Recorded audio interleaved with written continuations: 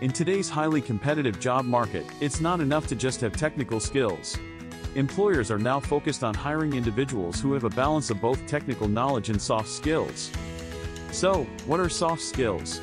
Soft skills are personal attributes and behaviors that allow you to effectively interact and communicate with other people. They include things like communication, leadership, problem solving, and teamwork.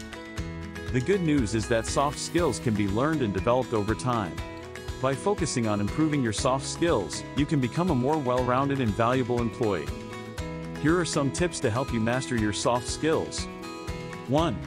Practice active listening. This means fully focusing on what the other person is saying and understanding their perspective. 2. Develop your communication skills. Be clear and concise when speaking, and be willing to ask for clarification when needed. 3. Build strong relationships. Connect with your colleagues on a personal level and be supportive of their goals and aspirations.